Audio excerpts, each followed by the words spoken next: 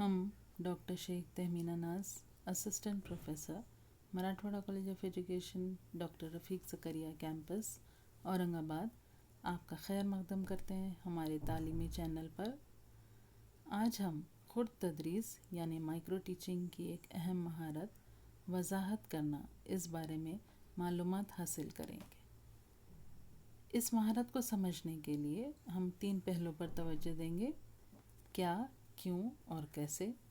यानी वजाहत क्या है, वजाहत क्यों करना चाहिए, यानी इस महारत का इस्तेमाल क्यों किया जाता है, और वजाहत कैसे करनी चाहिए। तो आइए सबसे पहले देखते हैं वजाहत, ये महारत क्या है।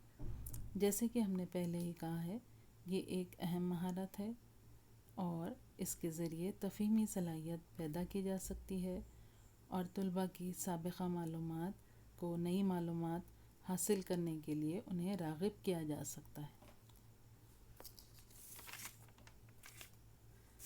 इसके बाद हम देखेंगे कि वजाहत, इस महारत का इस्तेमाल क्यों किया जाता है। अक्सर हम देखते हैं कि कमरे जमात में पढ़ाते वक्त एक मौल्लिम को किसी उन्वान को समझाते वक्त मुश्किलात का सामना करना पड़ता है। ऐसे मुश्किल उन्वान को आसान बनाकर समझाने के लिए वजाहत, इस महारत का इस्तेमाल किया जाता है। दूसरा इस्तेमाल ये है कि मौल्लिम अपने तुलबा को ये समझा सकता है कि हासिल की गई मालूमात को नए हालात में किस तरह इस्तेमाल किया जाए।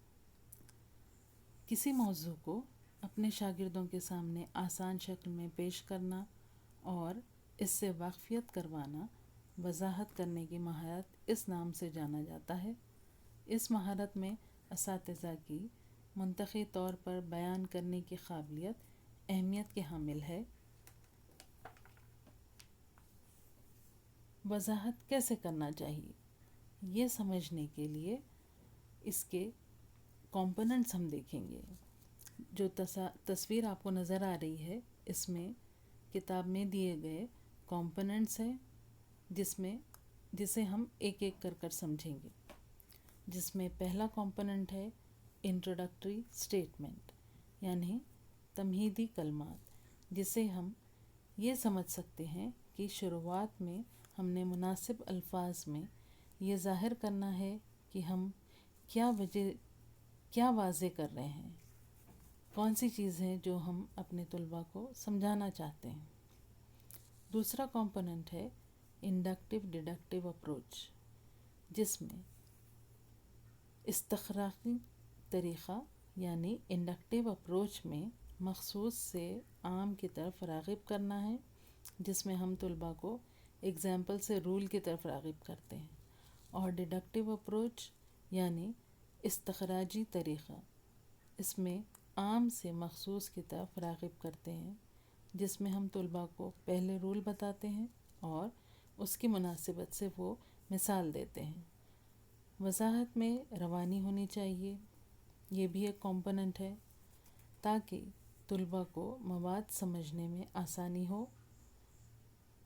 दूसरा, इसके बाद जो कंपोनेंट है वो है वजाहत अच्छी ज़बान में होनी चाहिए, यानी मौल्लिम की बोली अच्छी होनी चाहिए, मुनासिब अल्फाज का इस्तेमाल होना चाहिए, मिसालों के मुताबिक़त मवाद के साथ होना चाहिए, और ये बहुत ज़रूरी है ताकि मवाद तुलबा के सामने वाज़ेह हो जाए। वजाहत के दौरान मुनासिब इशारों का इस्तेमाल किया जाना चाहिए, ऐसे इशारे जो मवाद समझाने के लिए कारआमद हो।